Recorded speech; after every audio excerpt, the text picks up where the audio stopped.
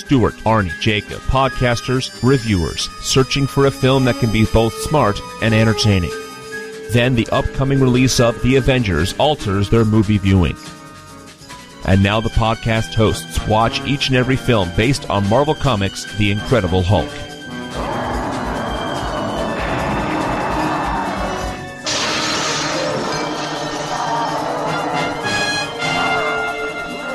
They're watching all Marvel movies and reviewing each at NowPlayingPodcast.com. Mr. McGee, don't make me angry. You wouldn't like me when I'm angry.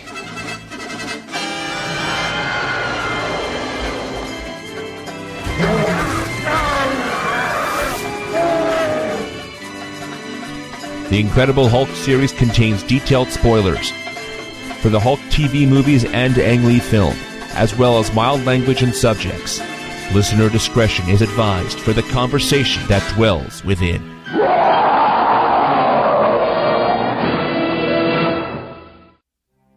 Today we are discussing The Trial of the Incredible Hulk, starring Bill Bixby, Lou Ferrigno, Rex Smith, and John Rhys Davies, directed by Bill Bixby. Whoa. I'm Arnie, co-host of Now Playing, here to give the greatest performance of my life. And my last? Stuart in L.A. Hey, this is Jakob, and right off the bat, I want to tell you, I'm single, but I'm looking for a meaningful relationship. All right, I hope that pickup line didn't work, because that was from a rapist. It was indeed. And here we are 1 year after The Incredible Hulk returned. The Incredible Hulk Returns was a big rating success, and it was a no-brainer that Bixby would return again, this time The Trial of the Incredible Hulk. I remember the TV ads for this. I remember seeing Ferrigno tearing up a jury box. I was big into LA Law around this time, so this was the Hulk meets LA Law in my mind. I was all for it, and I remember reading in Starlog. I was reading Starlog quite a bit. There were some rumors going around that this would be the trial over the death of Elena Marks. Obviously, that was what you said Bixby had wanted to put a button on the whole series with. It had to be, right? If you're going to put him in court, it has to be for the thing that he's been on the run for. You're not wrong to assume that. I did too. And I remember this one as well. I don't think I watched it, but I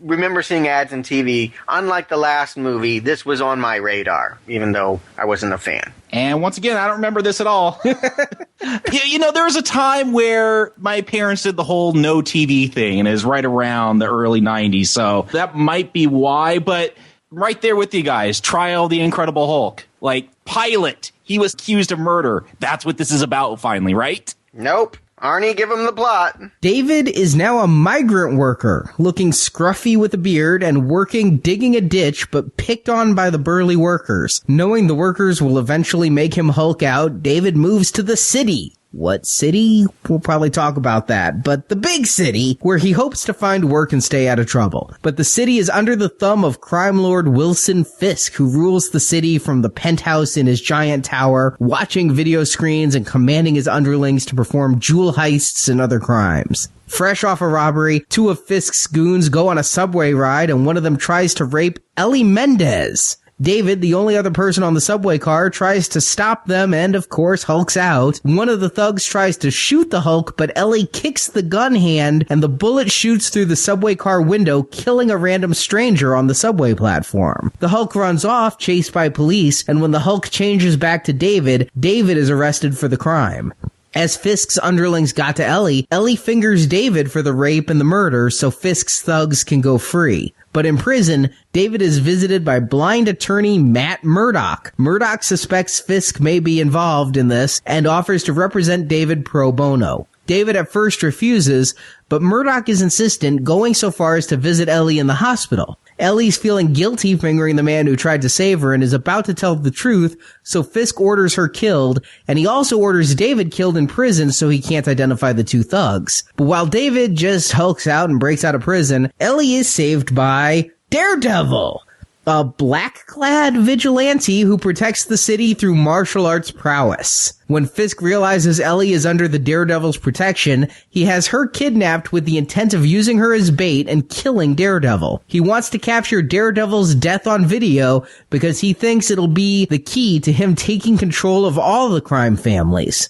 But when he finds Ellie is kidnapped and David has broken out of prison, Daredevil goes to David's apartment where he finds the scientist about to skip town. Daredevil reveals himself to David and tells how when he was a boy, he was covered in toxic waste that took his sight, but it gave him superhuman reflexes and other senses, such as being able to read written words on paper by feeling the ink raised on the paper. His father was a boxer killed by mobsters, so Matt tried to fight crime as an attorney, but with corrupt cops and corrupt judges, Murdock's efforts were stymied, and when lone good cop Al Tindelli says in a press conference that the city needs a vigilante to stop crime the cops can't, Matt takes on the mantle of Daredevil. So for years, Tindelli has worked with Daredevil, though Tindelli does not know the masked man's true identity. When David finds out Ellie is kidnapped, he agrees to help Matt, and when Tindelli finds that Ellie is being kept in an old movie house, Daredevil goes to rescue her. But it's a trap. Tindelli calls back and leaves a message it could be a trap, so David goes to help, but when David arrives, he finds Daredevil being beaten senseless. Kingpin has rigged the place with bright lights and loud noise, and the noise throws off Daredevil's super hearing sense, so David hulks out and rescues Daredevil, and Daredevil then feels Hulk's face as he transforms back into Banner, and now Matt knows David's secret as well. Fisk believes Daredevil dead and presents his video resume to the crime bosses, and meanwhile he orders Ellie to be killed,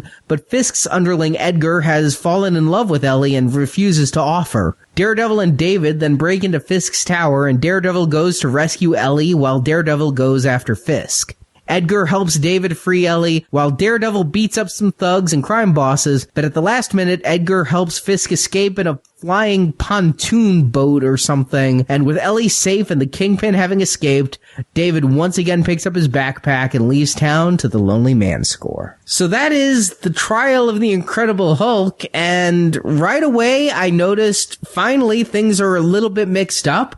We don't have the TV series opening credits. Instead, Bixby, our director this time, decides that instead of the opening narration people have heard for over a decade, now they need to hear him tell his own story. And it's metaphorical. He's behind the director's chair, too. This is him, finally having control? Is it his project at this point? He didn't write it, but I'm wondering, is this the kind of Hulk storyline he'd always wanted to do?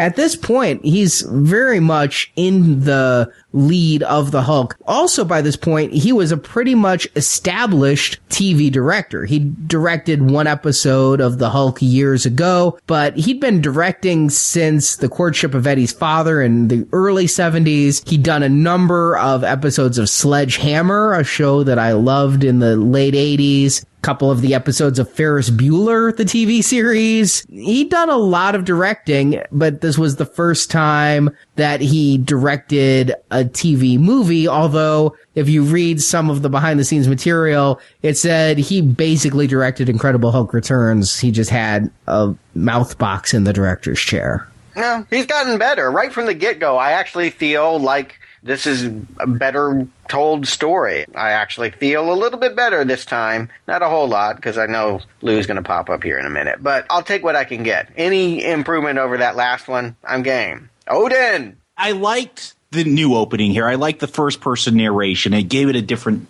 taste. You know, you think he's going to Hulk out right at the beginning. He's getting angry. He's picking up the shovel, and he keeps it under control. Right off the bat, you get the sad man music and him walking away. It knows what we're looking for. It knows what we like. It's opening up with the way every episode ended, with him sad and walking away, going off to that new town. I don't know. There's something about this. It just hit me different right off the bat. And I will say this, too. He gets to it much quicker. I mean, they spent 20 minutes of him and the girlfriend last time before something new happened. Here, it's very expedient. A woman wants him to stay. She's willing to listen to his problems. No. A man pushes him in the mud. Is he going to lose his temper? No. Now we get everything that it took 20 minutes for the last movie to establish in the first couple minutes. And that's expediency. If you're not going to give me a new character, and yes, I'm still advocating that they should have, at least remind us very quickly, don't belabor the point. So, congrats to that. Wow. I'm so not with you guys.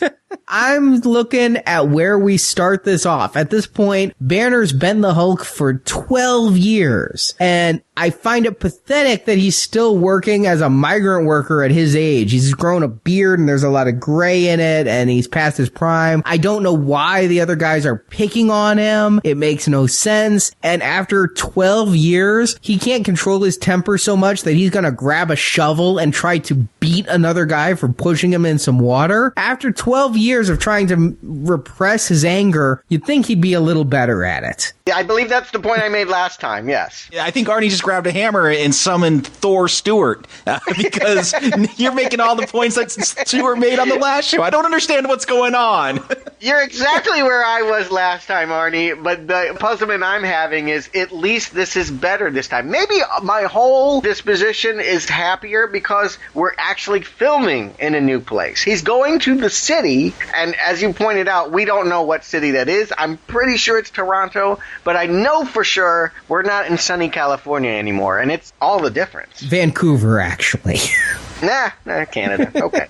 No palm trees, no Jack McGee, no sun. This feels darker. They're going for something, dare I say, grittier, at least a little bit more tonally in sync with the tragic story they've been trying to tell. There's nobody going to pop up in a blonde wig and run down the beach, lightening up or ruining the mood. You say darker. I say cheaper. I thought they went to Vancouver because they weren't being given any money. This thing has a bad look to it to me the whole way through. Any worse than any other of these TV shows we've done, really? I mean, any of the Corman films? It's pretty on par as far as I'm concerned. Yeah. It's probably, I guess, on par with the Corman films, but you compare this to, say, the last movie. Yeah. I think this one looks cheaper, and for some reason, it looks a million times worse than the series did. I mean, in the series, the Hulk got to go to Times Square and all over the place. Here, he's just in this nameless city, and really, the city should have been New York. This should be New York. We're getting Daredevil in this. We know from when we visited Ben Affleck, Daredevil cannot be separated from Hell's Kitchen. Those two are tied together. So when he says he's going to the city, and I know there's Daredevil, I'm thinking they mean New York. Yeah, I think they would like for you to make that mistake, but it's definitely not. And they're not trying to say that it is New York, but it might be Gotham City here. I mean, keep in mind, this movie is debuting about a month before Tim Burton's Batman was hitting screens. They knew that, and I think that they were aligning their property to be more in keeping with that adult take on a comic book. They knew that they didn't have to be so silly anymore, that they could up their game. You say cheaper, I just say more serious, a more stark tone. I'm just going to say it. I'm kind of getting Dolph Punisher vibe from this. And that's not a bad thing. As long as Dolph doesn't show up, that's not a bad thing in my book. No, you're right. I enjoyed the gritty B vibe of that. And maybe it helps that we have his cop girlfriend here, too. Nancy Everhart, repeat from Punisher. She's playing Krista, Matt Murdock's girlfriend. Yes, she actually lived through doing Punisher, Dolph, and this movie in the span of a year. Both on the Corman lot. Probably within a week of each other, honestly. But I don't know. I'm surprised to hear you're less into this. I actually think they do something kind of cool here in the beginning that I'm not going to call it brilliant, but it's the kind of writing strokes that I like. They establish that there's a skyscraper in the middle of the city that blocks out the sun, and that becomes sort of a metaphor for the crime of the city. We know that this town has gone to seed because these people can't see the sun, and they play off of blindness, that our lead villain is going to be wearing sunglasses and trying to take control, and our lead hero is somebody who cannot see but seeks the warmth of the sun's rays. I think all of this kind of setup is actually kind of nice. Yeah, and I think that's going to carry a theme out in this film, is that the writing, it's not brilliant. At times it gets kind of sitcom-y, but it's very back to basics. It's a real screenwriter. Gerald DePeggi, he has made several other movies. Maybe none of them great, but Phenomenon, The Forgotten, Message in a Bottle, he became a real screenwriter. The people that have written these other shows, they were not. Yes, it very much feels like the fundamentals are here. At least whoever wrote this, they've been through Screenwriting 101. Whereas some of these other ones we watched recently, I don't know what they were going off of. Agreed. Well, in Screenwriting 101, did they watch Beverly Hills Cop 2? I haven't watched Beverly Hills Cop 2. Careful, Jacob. You're asking for a series. I don't know if you want it. You, the newbie, huh? Noted. But this opening scene where they have Wilson Fisk's goons doing a jewel heist, I mean, all we need is Brigitte Nielsen and we have Beverly Hills Cop 2's opening. All right. This is maybe hitting a sore spot with me and bosses, but you ever have a micromanager? They are the worst kind of boss. And I'm going to take a minute here to speak to Mr. Wilson Fisk directly. Back it off. If you want to control everything, you don't have your people plant cameras over everything they're doing and then instruct them on how to break the glass and crack the safe and do all of that. No one will work for you. Everyone will hate you. This is exactly the kind of boss nobody will like. Terrible planning on Wilson Fisk's plan to try and orchestrate a jewelry heist and then not let the crooks he hires do their job. But it works. Yes, the heist goes off, but it does create a domino effect that actually brings down the whole empire. I gotta say, what is with all the video cameras with Wilson Fisk here? I mean, this is the Kingpin. We've seen him before in the last Daredevil film. I don't remember in the comics him being an audio-visual geek. I mean, was this because MTV was so big at the time? He's got his cool glasses, his sunglasses, and TVs everywhere. I mean, it's a very weird, artsy vibe that I'm getting off the Kingpin here. I don't know if there's anything to it, if they're trying to offset, Matt Murdock's blindness with this guy that's obsessed with visuals. But yes, it's a very different take, and it kind of intrigues me. I'll say it's a very 80s take, because back when video cameras started to be the norm and you didn't have to get the film developed and you could do anything, and the first amateur sex tapes started to happen and things, I think that it was a really of the moment thing. In fact, I think at 89 it was coming maybe a year too late. It was addressing the fact that, yes, videotape had ended up in people's lives at this point, and the accessibility of cameras, the fact that you could bring them into a robbery, whether that's a good idea or not,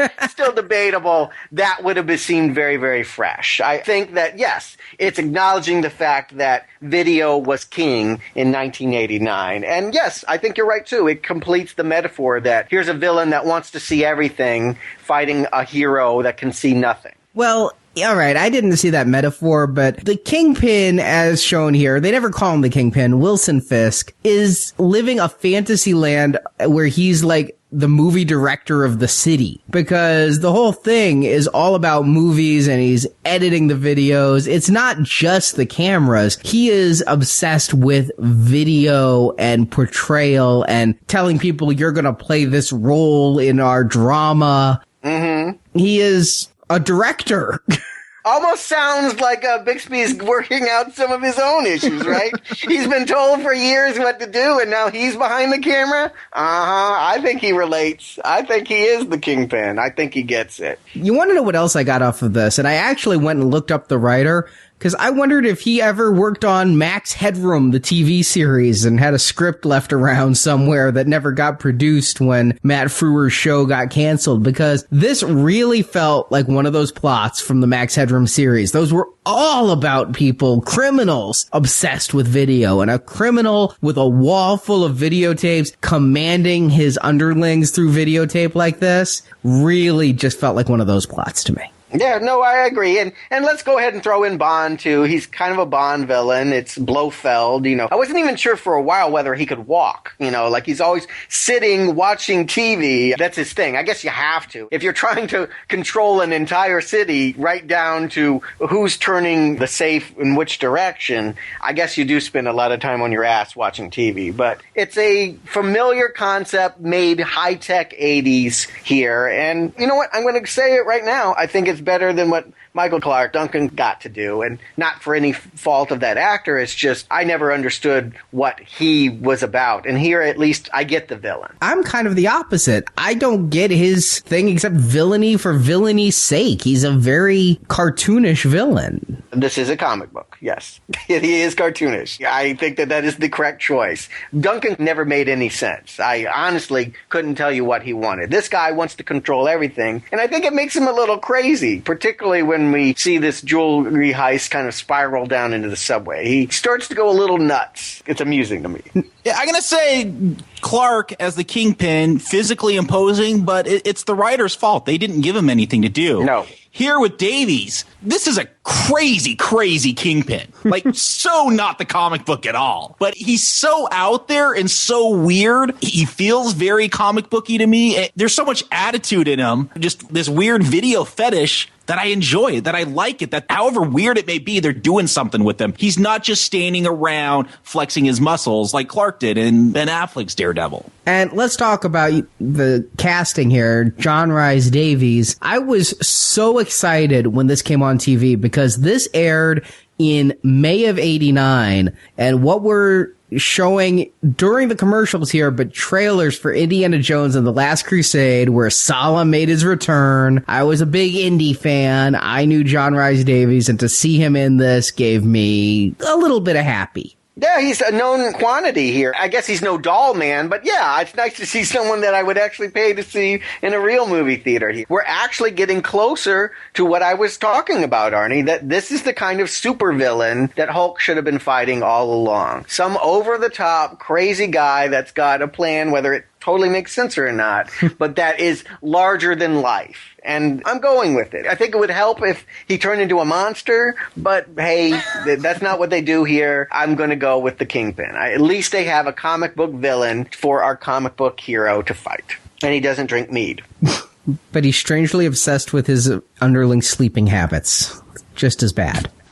That's what I'm saying. They give him these weird fetishes, like his right-hand man, like their relationship is so weird. Like, how can you not enjoy this on some perverse level? Like, who would have come up with this stuff if you're just trying to do a run-of-the-mill TV show? There's something dark about this. Well, it pokes a hole in the whole theory of the man controlling everything. You know, we have this cultural understanding that way up at the top, above everybody else, there's a puppet master that's making everyone do everything. You see a little bit of this and you go, oh yeah, that can't ever happen, because look at how absurd that would actually be. And look at how absurd this plot becomes when it all hinges on a nearly raped school teacher. Like, that becomes his focal point for most of the movie. Rather than running the city in organized crime, he gets hung up on one eyewitness, sort of, and the thing goes really to crazy town. Yeah, because his two most fashionable thugs in their wonderful trench coats get on the subway after robbing the jewelry store, and one of them is horny and decides, I'm gonna rape that girl. And who should be riding the train but David Balsam, also known as David Banner. He's made it to the big city. He's rented a room in the Flot House. He happens to be here at the wrong time, wrong moment. And I think it's interesting. She asks for his help, and he does not provide it for her. She asks him to sit next to her to create the illusion they are a couple, and he will not do it. And I thought that to be out of character. He has always gone to the aid of the especially women in need. Yeah, it's a shocker, huh? Yeah, but were you really surprised? Like, you knew he was going to Hulk out. Of course. I thought that it was a moment to show him be a hero without having to turn into Hulk. And since he wants to be rid of Hulk, what would he have done if he had zapped himself with a ray? He would be in this situation right now. Would he turn the other cheek? Was he trying to protect himself from turning into the Hulk? Or was he just hardened and did not want to be involved anymore? I thought he was just trying to stay off the grid, that he wanted to disappear. I mean, that he brings that up over and over in this movie, that he just wants to disappear and be left alone. We saw that early on, where he picks up that shovel and instead of fighting, he just walks away. He wants to be rid of this curse, and that means by literally losing who he is, just disappearing. Yeah, that's how I took it too. Me as well, but when push comes to shove, literally, he does step up for her and gets pushed to the back of the train, and this is the first of many shots that I'm gonna just think look so bad. Maybe it's because Bixby's getting a little older. Definitely. Maybe it's because Bixby can't direct action and hasn't ever had to direct action outside of Sledgehammer, but it's obvious that they were walking slowly in the back of the train and had to speed this footage up. I gotta ask you, Arnie, we get the bulging shoe, the foot coming out of the shoe. Was this the first time for that? This is the first time I remember seeing that effect. Hell no. In fact, We don't get a bulging shoe. We get 3 fades of a shoe coming apart that looks like a mixture of stop motion and claymation. I don't know what the hell happened that they could transform Bixby into Ferrigno better in 77 than they could in 89, but this transformation was shit. And it's the best we get this whole movie. Also, where's Hulk's beard? I mean, they give David a beard. There is no reason to think Hulk wouldn't have a beard. In the comic, they gave Hulk a beard when Banner had a beard. Could they not tape the facial hair on Ferrigno? Stuart, you're not the comic book person. Was that even a concern to you?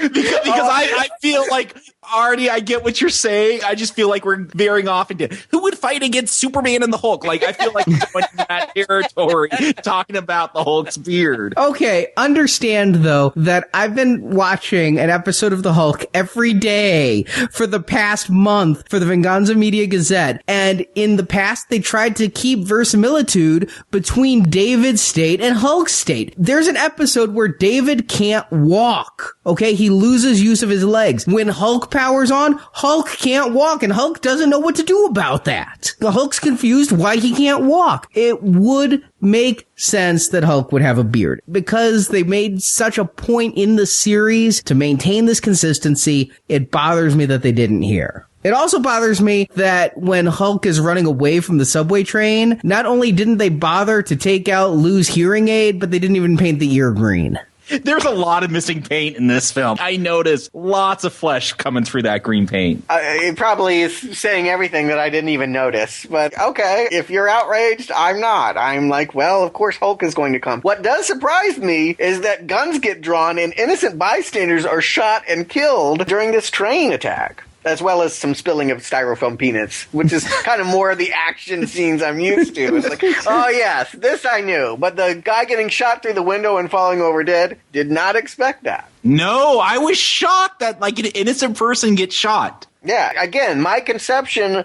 of this series is that they're trying to play to young kids. And these kinds of movies for young kids, you do not have innocent bystanders shot and killed. From attempted rapist. Yeah. I agree, but keep in mind this was 89. TV had gone darker at this point. Yes, and this has gone darker too. Like I said, it just completes the vibe that we're no longer in sunny California anymore, and that, yeah, things have changed. I've been advocating that I'd want something different to the formula. It seems to be happening, but it's a surprise here. And I guess they have to give stakes too, because Banner is eventually caught by the police, and he's being held for this murder, right? This is what he is going to go to trial for, the death of these people. Yeah, murder and attempted rape, because Ellie got a concussion. He thinks he's just in holding until Ellie wakes up and will finger the real people, but because Fisk is the kingpin of crime, no, she's saying Banner did it, which he finds out when blind attorney Matt Murdock shows up to take his case. Like the pacing, I knew that they'd got to get these two together. It feels much more natural to have him going up a crime he didn't commit and having Matt Murdock believe him and not know the story, but going to help him, than it did for some old student to break into his laboratory with a grappling hook and show him his new Viking pet. I'm liking this setup a whole lot better. I'm with you, Stuart. This seems much more of a natural flow. It just seems like good storytelling. Not phenomenal, not great, right, but good fundamental storytelling. Yes, competence is what I'm celebrating here, because we haven't had it. You know what? The story is structured competently, but I'm not finding myself very entertained by it yet. I'm feeling that, yes, point A is flowing to point B, but I'm not really enjoying the way that it happens. It's almost too efficient for my tastes. Oh, I'm loving the efficiency after complaining about the pace every movie. Finally, some efficiency, and it's moving along. I love it. Why can't it be as terrible as the last movie? I don't know. I love it too. Yes. I'm not saying it couldn't be expedient, but I just feel like everything is happening so domino effect that I'm just not feeling it right now. And you know what? I just need to wait a few more minutes, because we're going to be right back at Reb Brown, the old ladies are my friends territory, when the nurse tries to kill Ellie Mendez. I want to just try and understand this. And this is, again, I think this is really a parable about how trying to control the world will make you batshit and crazy. But this woman did not witness the jewelry heist. She was not there. She didn't know anything. She cannot link these people to that jewelry heist. They're supposed to scatter, but they stay together, take a public train, and then try to rape a woman. And this is the victim of that. And because she was that woman, now the rest of the plot for this entire movie will hinge on what Ellie wants to do. I thought she was getting the spinoff. He spent so much time on that Mendez woman. I mean, every other scene said, where's the Mendez woman? Why is the Mendez woman still like? He has become so fanatically obsessed with it. It's almost like a fetish movie of like, Mendez. Come on, Fisk. Snap out of it. You're trying to control crime. You're not trying to get this woman to become a star. This is where I'm going to agree with you, Arnie, with the efficiency, if you want to call it that, of the storytelling, is that this crime, this attempted rape, I don't understand if this city is so horrible, it's just built of sludge and corruption. Yeah. Why is this diamond robbery singled out as like the number one case? Why is this attempted rape singled out so strongly? I agree with you. That is a little convenient. That, sure, there was a crime and there's going to be lawyers and cops involved, but I don't understand, and they never give me a reason. These aren't special diamonds that could power up some gigantic laser that's going to blow up the sun. They're just diamonds to buy off other crime lords or something. I don't know. I don't understand. It's one jewelry store. Presumably, he's going to control all of it eventually. And the amount of manpower that he wields to do this and then cover it up, you wonder if it's going to pay off. Like, if you have to buy half the city to commit the crime, does it really benefit you when you get the ice? I just don't think so. He's got to pay off nurses now to assassinate Ellie in the hospital because her story's shaky. She plays along. She's like, yeah, Banner is at fault. I saw nobody else. That's my story. I'm not changing it. And because that sounded shaky to Fisk, he was eavesdropping on it. He's like, well, she must die. Well, she is starting to grow a conscience. She was planning on telling the truth after Murdock shows up. But yeah, the fact that like 3/4 of the city is at the Kingpin's beck and call, including this nurse. Yes. It's really the nurse. It's really the fact that it's going to come down to a nurse with a scalpel and a hypodermic needle fighting the superhero that just, it becomes absurd to me. I found this to be comedic for all the wrong reasons. Yes. So the nurse is like sneaking in and doing the old air bubble in the IV trick that I've seen in a million movies. Is that even a real thing? Well, no, I thought she was going to inject her with air, because if you inject your blood cells with air or whatever, it will kill you. Okay, wasn't sure that was a real thing, but it's certainly a trope I've seen in movies and TV and have taken to be real there. So she's going to inject the IV with the air bubble and simulate the heart attack, but who burst through the window but a ninja? Snake Eyes from G.I. Joe. This is awesome. The best Joe out there. The black ninja, like all dressed in black, right? That's who this is? That's who I thought. Actually, a very fabulous version, like a disco gold version of Snake Eyes, because this outfit's a little glittery for my tastes. I didn't get glittery. This was 89, and in the 90s in comic books, like asymmetrical, like thigh pouches were a big deal, and this had some of those on there. But Stuart, you didn't like that S&M costume from Ben Affleck's Daredevil. What'd you think of this one? Here's what I'm thinking, honestly, when I see it. He looks like a cross between a ninja and 70s Spider-Man. I mean, it's just sort of a nylon pulled over. It's barely a costume. And honestly, what I think they're going for, Batman. That's what they knew what was coming up, and that's what they wanted to jump on. So let's just make him look as close to Batman as we can. It doesn't have horns. It doesn't look like a devil at all. No, the dude looks like he's got pantyhose pulled over his face, okay? Yeah, exactly. I mean, it's stupid looking. He needs horns.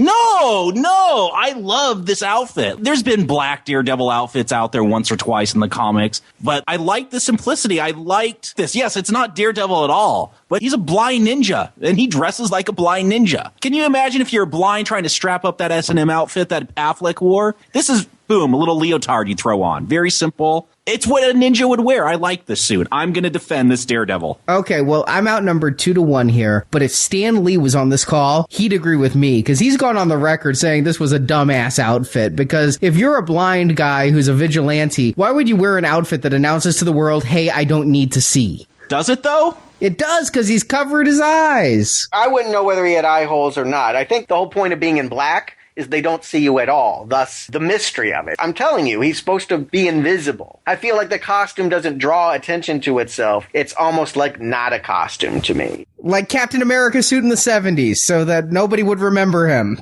Maybe. But like what a burglar would wear, something to make you not stand out. And that's sort of not the point. Usually in these superhero things, you want to have a flashy costume that makes you look cool and tough and all of that. And this seems to be counterintuitive of that. I just want to go on record. I don't think it looks good. I just don't think that it's that much worse than what Affleck was wearing. In some ways, it has more of a functionality than what Affleck was doing. But when he comes in, this is where the movie goes Venice Beach Captain America for me, because this nurse, she wasn't just paid off. I could see a nurse getting paid off just to inject something. Yes. But when the vigilante shows up, the nurse suddenly loses. No, this nurse is a full-on assassin who's going to grab a scalpel. The nurse shrieks and goes charging at Daredevil. And Daredevil does this, weird ninja leap, and she's with it. She's like, I got moves too.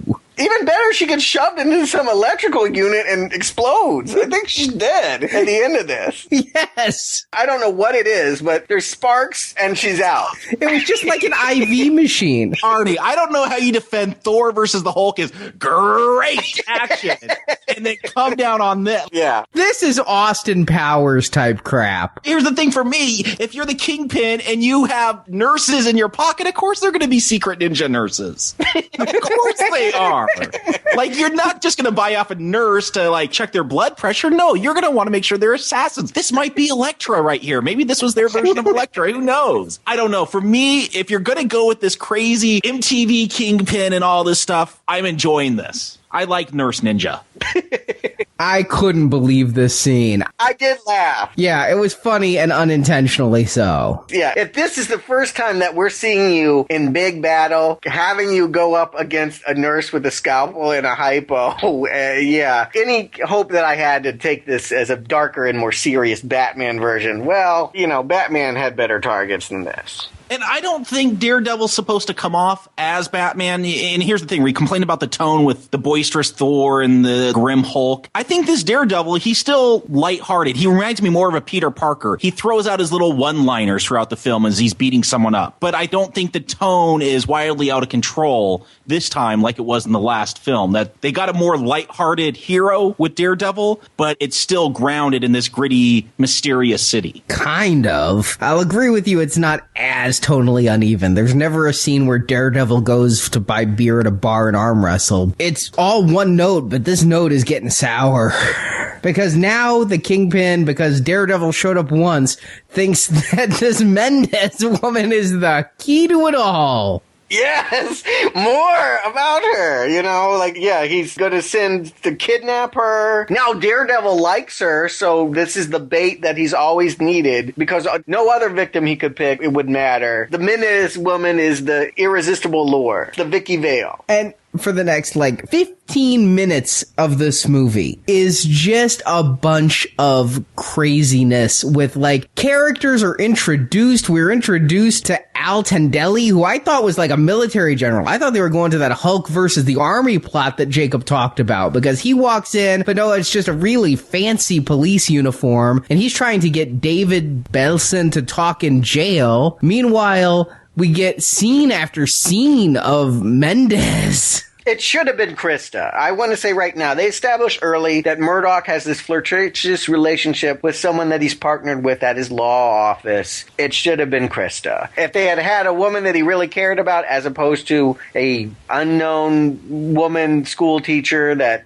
is not important to this plot at all, that does not know anything about Kingpin or his plans and dreams. I just feel like, wow, this thing has gone crazy with Kingpin trying to obsess for it. You know who I have real sympathy for is Edgar. It's I can't imagine trying to work for a man and please a man who has this kind of crazy domination scheme. And he's always take her alive, no, kill her, no, take her alive, kill her in 24 hours, and then do it yourself. I'm like, all these demands, really. And then, anything you do is going to be watched and scrutinized on video anyway. I mean, just forget about it, Edgar. Just quit. And I'm wondering during all of this, I'm trying to keep up with who's coming, who's going, who's Edgar. And I'm back where, like, Stuart was in the pilot. I'm like, Hulk bored. Where Hulk?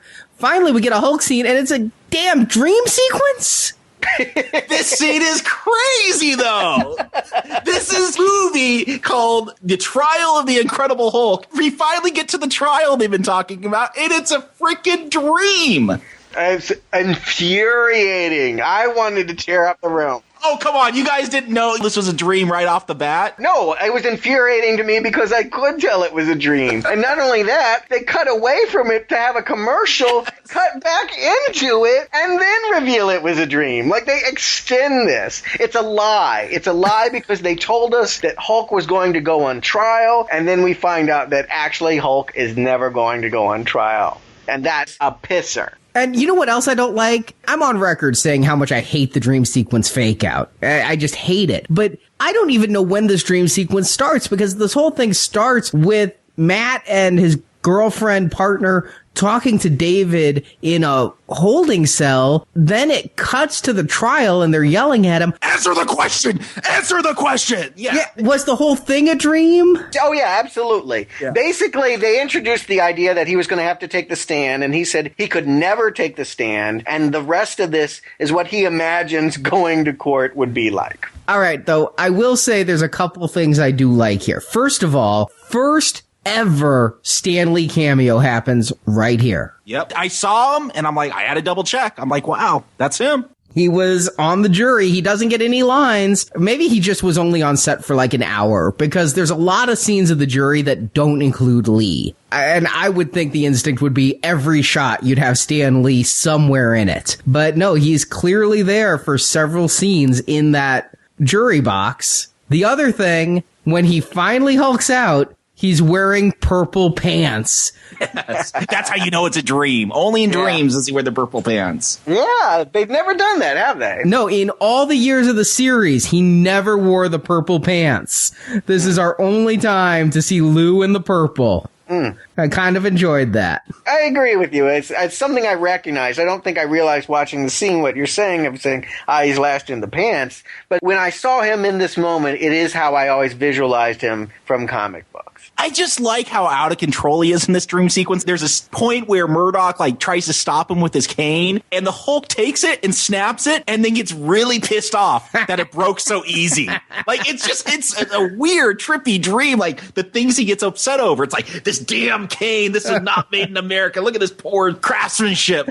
It's crazy stuff. There's not much that doesn't piss Banner off at this point. I feel like he's gotten worse. Like, age, I guess it's just what happens to all of us when we get old, but he's becoming a bitter old man. And he starts to kill one of the guards, and I'm like, that doesn't even fit for a dream. Again, maybe Banner's really paranoid about what the Hulk would do. If, one of Fisk's people had been there, that would be one thing, but when he starts choking that guard... Yeah, he knocks one out of a glass window, and it gets very violent at the end there. But this is all for nothing. I mean, I've always understood and enjoyed, I want to stress, I've always enjoyed the Hulk out scenes when he gets to break stuff. It's a very primal, basic need that we just like to see things get busted up. Even when we know that they're props that are made to do that, there's just something satisfying about watching him tear shit up and break and bend metal that we couldn't do ourselves. That's why we want to see Hulk. But who isn't pissed when you realize it didn't happen? And more to the point, this scene announces there's no real point for Hulk in this story at all. He won't do anything throughout this entire movie that matters. I know, and I'm starting to Hulk out. Now I know why you're upset, Arnie, because it's not a Hulk movie, and I think that's why maybe I'm enjoying it, because it's not a Hulk movie. Yeah, my skin's getting a little green, my eyes are white, and I hear that sound. And that's something else that they don't even get right. Whenever David Banner goes wide-eyed in this, they've introduced a new synth 80s score that just doesn't fit. It takes away from it when David opens his eyes and you don't hear that sound of the transformation. Artie, I didn't notice any of this stuff. I think it's because you're such a fan of the TV show. No. What I'm appreciating by having this conversation is to realize all the triggers that make a fan excited of the stuff. Because my eyes glaze glaze over. I'm like, he's going to do his thing again. But I get it. You want to see these same things again and again. That to you brands it as this is Hulk. And when they don't do it, it feels sloppy or it feels disappointing. Am I also the only one who noticed that Hulk was wearing slippers when he was tearing up the jury box? Yes, you were the only one. Yes. Did they have buddies on him? But this is all setting up because Fisk, of course, has people in prison, and they get David's cellmate to try to kill David. I love that scene, by the way. They have this whole thing passing a shank. The only purpose to pass a shank like that is so that it is anonymous when the person gets killed. If you pass a shank into a room where there is only one other person and they shank the other person, there's no mystery about who killed the man.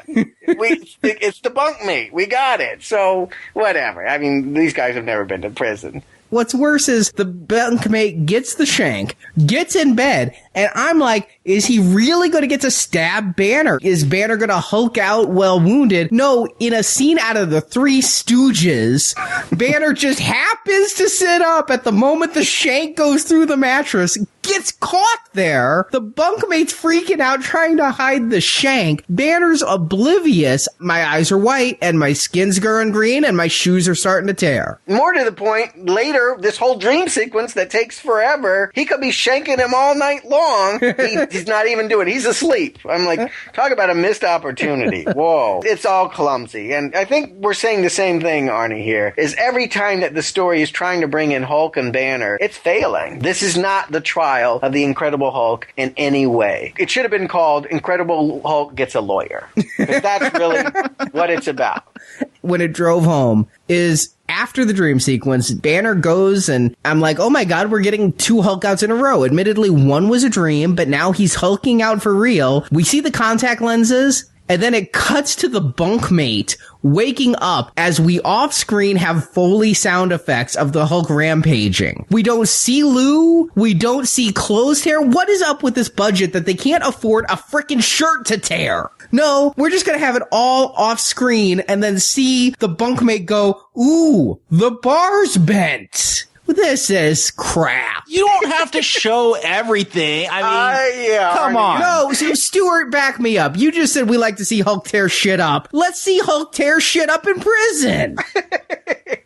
Yes, that would have been fun, but at the same time, like I said, given that the previous scene, the big breakup scene, was a dream sequence, that was literally the moment where I realized Hulk doesn't matter here, and that I should be paying attention to what they're really trying to do here. Daredevil. And that's kind of where I put my energies. From the rest of the movie, I ignored that Bill Bixby and Lou Ferrigno were in it. Well, that's good, because so did the writers. But at this point, I'll agree with you. If I could go with this Daredevil the way I went with Thor, I might be on board. But this Murdock is just really driving me nuts. I wish that Daredevil had been exciting. I wish that Daredevil had even been syndicated 80s television exciting. He is. Come on, when he's saying, be very good, read a book, come on.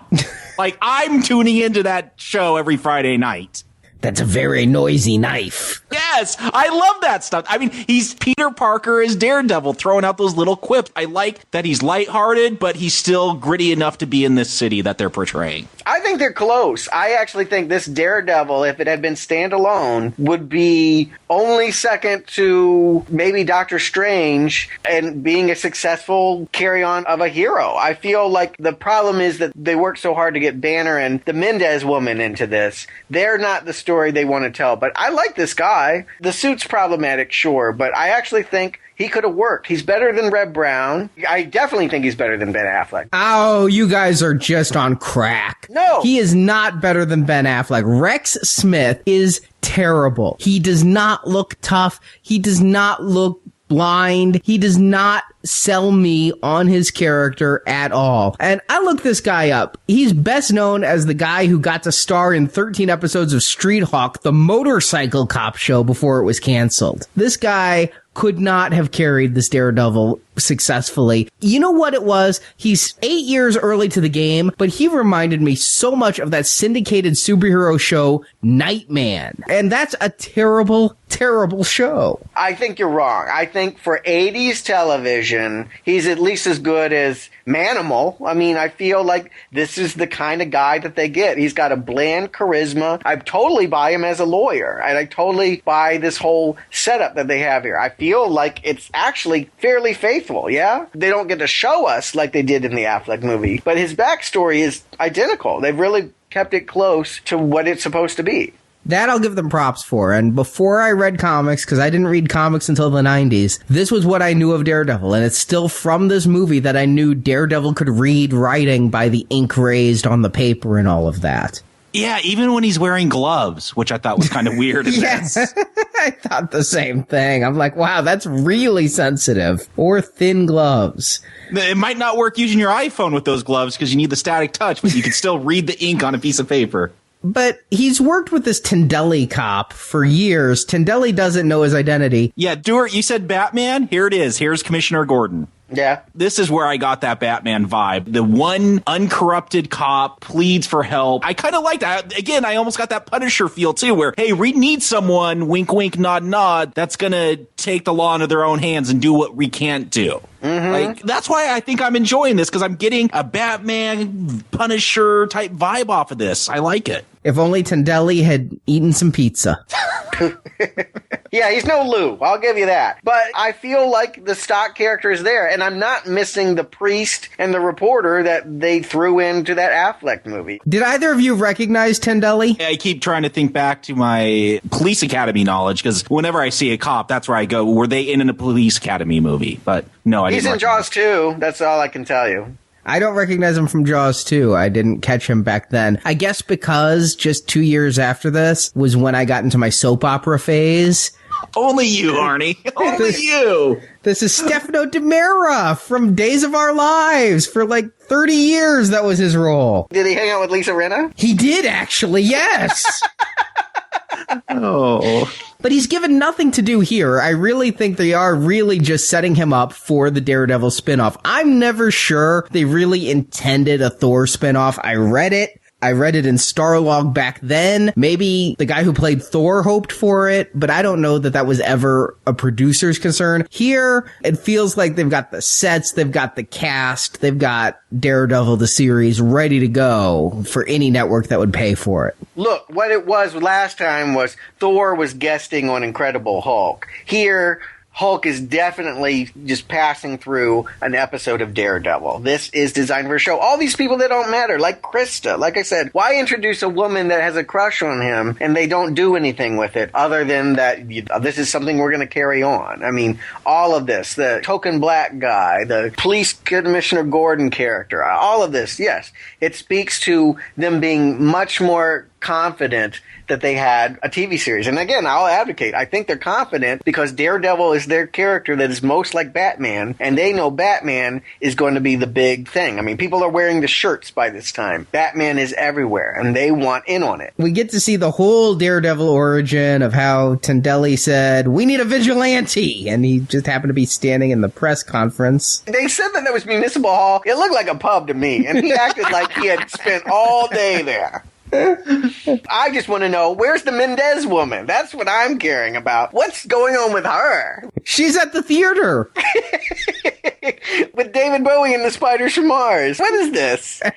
I don't get it. They went to the theater where the Spiders on Mars premiered or was filmed or something. I'm expecting to see a cool web or at least a Spider-Man joke. It's a bunch of scaffolding. Look, they ran out of money. They're like, let's just shoot it in a movie studio and we'll have the action here. I mean, they literally at this point don't have anything better than to shoot on the very soundstage that they don't have a set for. I think that explains the Hulk's break out of prison scene as well. But yeah, Daredevil goes and they flash lights and noise at him because we all know when making a movie, the best thing you can do is overlight and have lots of noise. But it serves to kick Daredevil's ass. It's just so strange. They're playing some kind of like New York no-wave atonal music. Like, it's this weird music video that they're making. And I'm digging the style and the attitude of this, that we're not just going to blind him with like white noise or something. It's going to be some crazy experimental alternative band because grunge is about to break or something. I love this scene. I will give you this. I love how John Rhys Davies looks in the scene because he's got his glasses on, he's backlit. I just love the way he looks. And yeah, it is really music video. I expect like Rat to come out and the crazy cobweb lady. Rat that with 2 T's, the musical group. But the kids today, they don't know what that is. They think he meant Chuck E. Cheese is coming out. But David shows up trying to help him. And all right, David sees Daredevil getting beat up. He can't open the door. And so he hulks out. And you mentioned last podcast, Stuart, that Hulk always seems to come out when David's bitch slapped. Yeah. Here, he's just pissed off that the door's locked. Hey, when he first hulked out, it was over a flat tire in the rain. I don't think this is unprecedented. Look, I don't like this device. I don't like the fact that when the writers decide they need Hulk, they're going to give an arbitrary reason for David to get mad when he's got plenty in life to be mad about. If I were David, I'd be mad all the time. I'd be mad I'm in this movie. I'd be mad about Thor in the last movie. I'd be mad all the time. I would never not be Hulk because I'd be so pissed with how my life had gone. Hulk finally does something. He saves Daredevil's ass. Yes. And Daredevil takes a photograph of his face. I guess that's what he wants to call it. It's kind of a homage to Lionel Richie Hello. And now he knows that Hulk and Banner are the same. Yeah, I'm kind of perplexed. As much as this movie has been about Ellie, the Hulk saves Daredevil, lets everyone else go. Okay.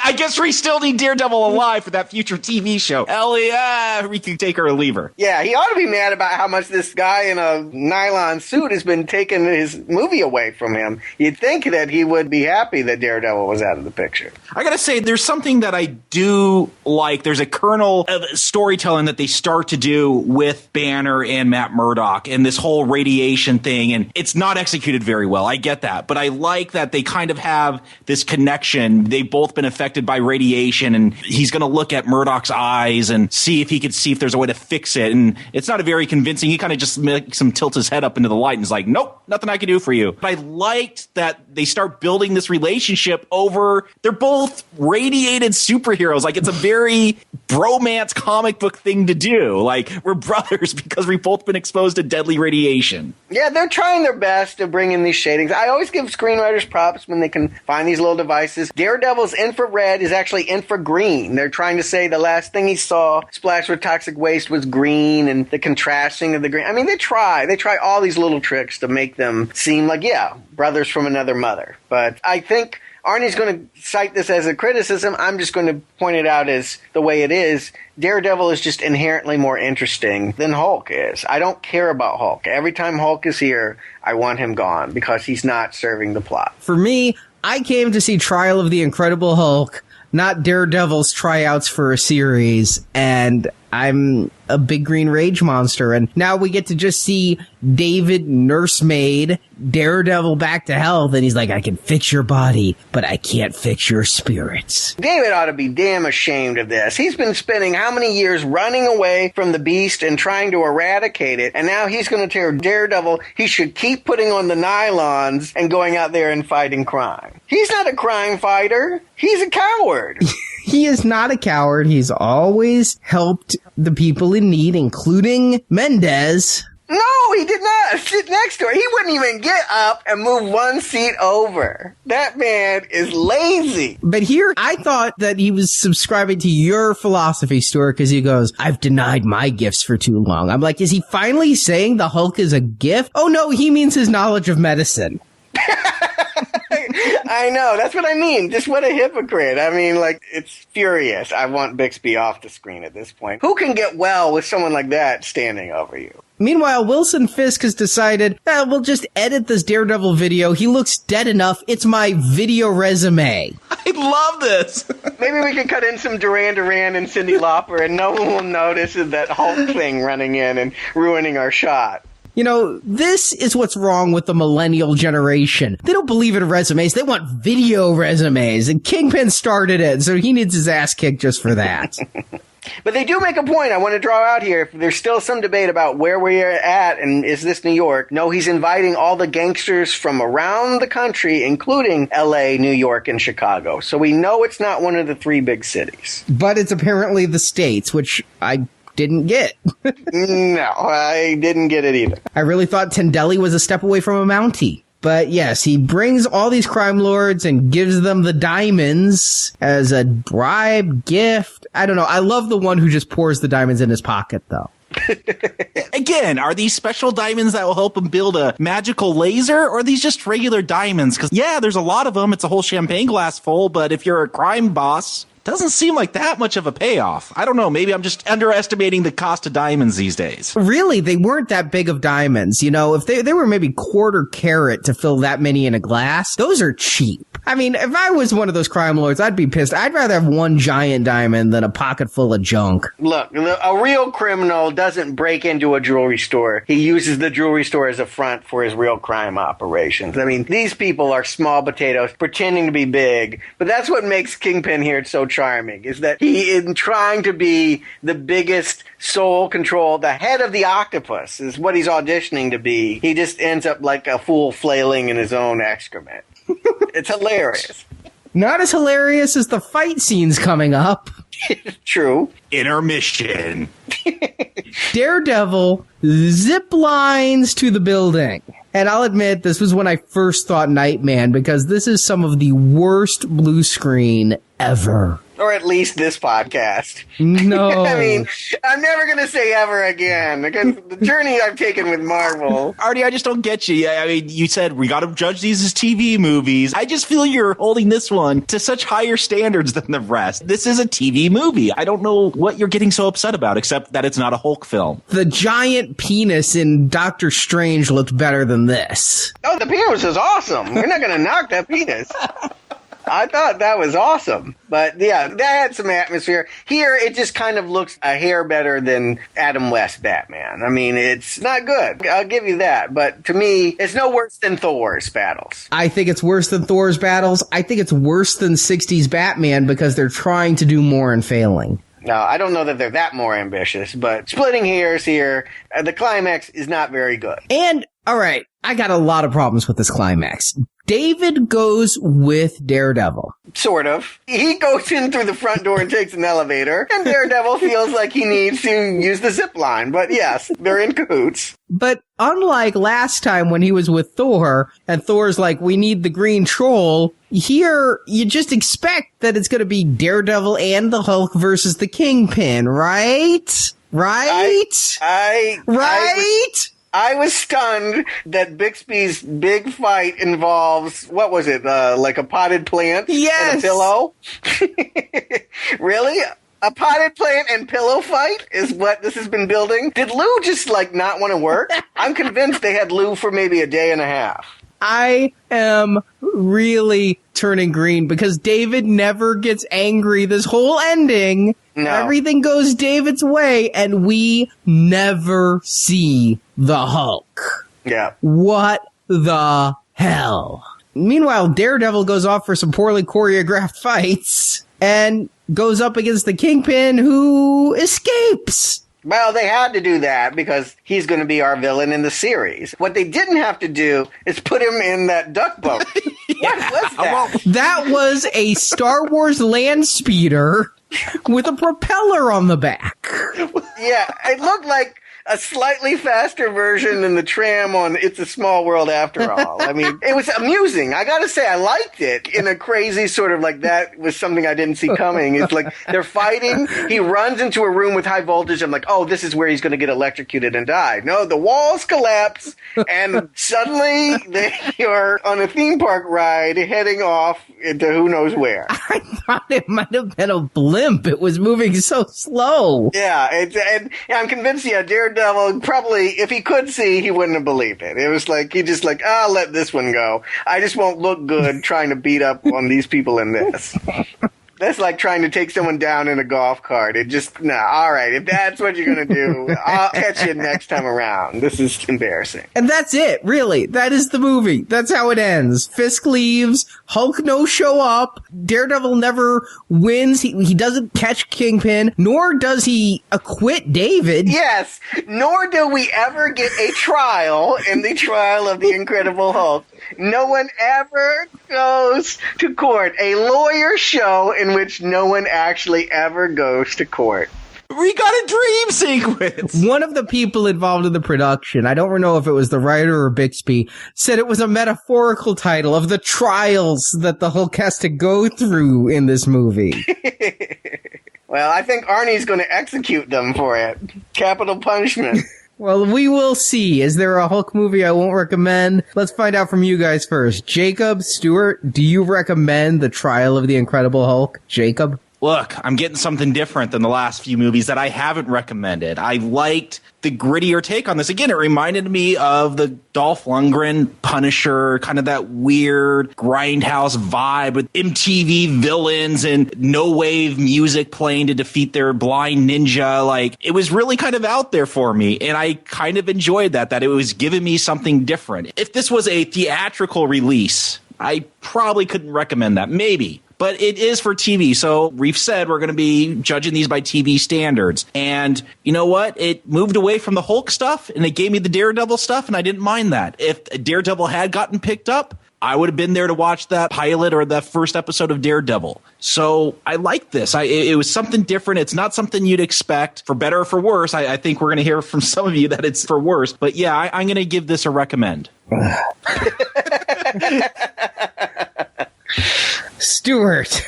Well, it's the same scenario as last time. You have two different characters. The difference for me is I actually like one of them now. I was not with the Hulk story or Thor story last time. But this time, Daredevil, okay, not the suit, yes. He should have had a DD on him or something. But, even Dolph couldn't get a silk screen. It was Corman. What do you expect? They were dealing with what they could. For a rip-off Batman show, Daredevil would have been fine. Better than The Flash, which would come a year later. It was not a bad attempt. I kind of liked some of it. But hey, this is a Hulk movie, and there is no Hulk here. And they have all of this nonsense of us waiting around for a trial that doesn't come to being. I just feel like at the end of the day, if they had been more true to their roots and made a standalone superhero show, I probably would have mildly recommended Daredevil. But the Trial of the Incredible Hulk, nope, it will not receive a stay of execution from me. It's a not recommend. Not a strong one. This is clearly the best episode I've seen of the Hulk since the pilot, but it's not recommendable.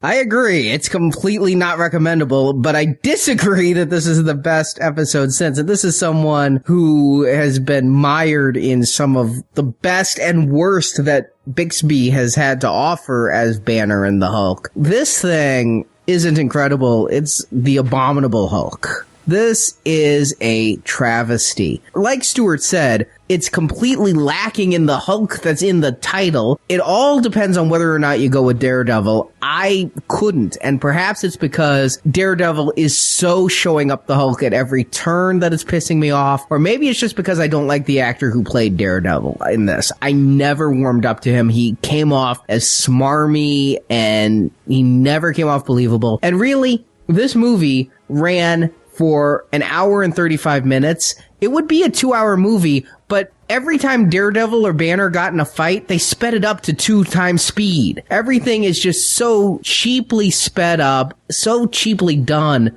And you know what? I'll tell you, when this ends and David's walking down the road like David's want to do, they even sped up the Lonely Man theme. Instead of the usual da-da-da-da, da-da-da-da-da-da-da. It's da-da-da-da-da-da-da-da-da. And you know what? Good. Banner couldn't get off this screen fast enough for me. It is the first time, 5 seasons of the Hulk, 2 TV movies, this is the first time David leaving town didn't make me sad. They slowed the theme down again for the final end credits. It's too little, too late. Not recommend now. And you know what? I had to recall when this was ending. I felt this way when this aired in 89. And you know how I know? I never have seen The Death of the Incredible Hulk. This stopped my fandom for this. I wanted no more Hulk. Wow. And I've never seen what we're going to watch next week. Wow, I'm stunned that you could still be this outraged, particularly when so much of it is so much better than what we've been watching. It is not. It is. This is the worst thing that where Lou has ever donned green body paint. Yeah, be careful, because Lou's made some, I don't know, Hercules too. And this includes the episode of Amazing Stories that he picked up as Hulk. This includes the Mr. Rogers Neighborhood making of. This is the worst. This is the pits. The worst Lou Ferrigno movie. That's scary. The worst Lou Ferrigno Hulk appearance. Okay. Okay, yeah, clarify that. That's what I've said. I said green body paint. I was specific. I'm like, you know he made a movie with Red Brown, right? But there will be one more Lou Hulk appearance in The Death of the Incredible Hulk. And we will be discussing that next week. I will come with my shovel. I look forward to it. This franchise has not gone as swimmingly as it has for you, Arnie. You've come not to praise Banner, but to bury him. Whatever it takes. 2 more, and then we're off to the real Avengers movies. Well, we'll talk to you next time, puny humans. Fine battle we had, eh, Banner? Me and your troll? I told you we'd win the day, Banner. Odin willed it. When the troll's upon you, you're a mighty fighter. You're not bad yourself. I know. Thank you for listening to this episode of the now playing Incredible Hulk retrospective series. You know what scares me the most? Is it when it happens, when it comes over me, and I totally lose control. I like it. Part of our Marvel Comics movie retrospective series. Whether you know or care, I've got a lot of pride in what you've done. But this is too big for you. Come back to NowPlayingPodcast.com each week as we review another movie based on the Marvel superheroes through the release of The Avengers this May. I've done my homework. The work you're doing here is dynamite. While at NowPlayingPodcast.com, be sure to check our archives where you can find reviews of other Marvel comic movie series, such as Ghost Rider, X-Men, Howard the Duck, Man-Thing, Blade, and Captain America. You think I should? Yeah, you're great with that stuff. If we don't get impressive results today, we're going to have a really hard sell come Tuesday. Well then, let's go be impressive. You can also listen to our non-comic-based movie reviews such as Predator, Rocky, Rambo, Star Trek, Terminator, The X-Files, and many more. How little you understand, Miss Ross, and how dangerous your ignorance has become. You will also find individual movie reviews such as Cowboys and Aliens, Inception, and Avatar. It was like a dream. About what? Rage. Power. And freedom. While at NowPlayingPodcast.com, be sure to join our forums where you can discuss this show with other listeners. We're gonna have to watch that temper of yours. You know, my mother always used to tell me getting angry doesn't help.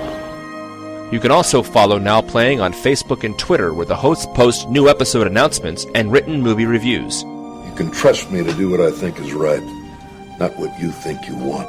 The links to our social media pages can be found at NowPlayingPodcast.com. Let's go. I'll go. You just watch me go. Support from listeners like you help keep Now Playing operating.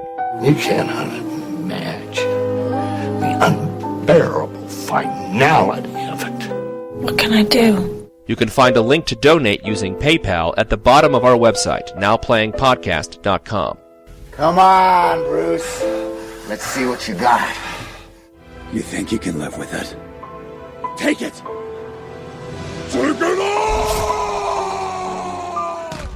You can also show your love of Now Playing Podcast by shopping in our store, where you can buy panties, t-shirts, coffee mugs, calendars, teddy bears, and much more.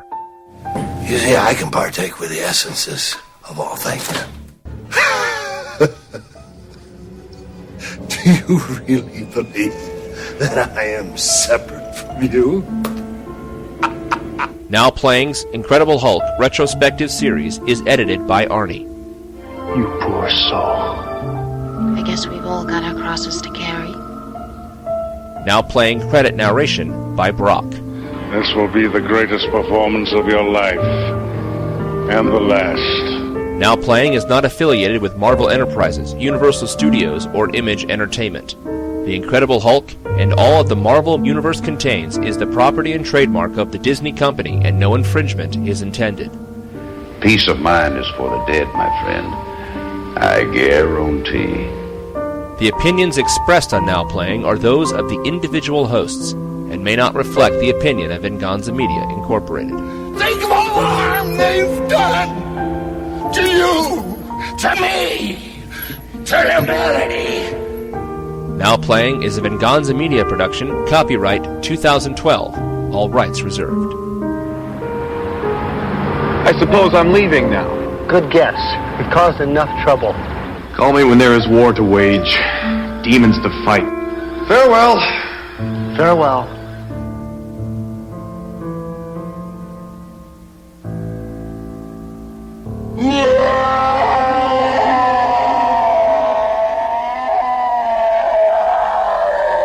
Obviously, that was what you said, Bixby. I want to call him Banner.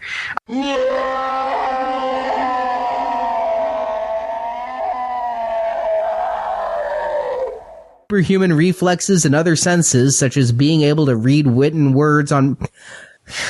David...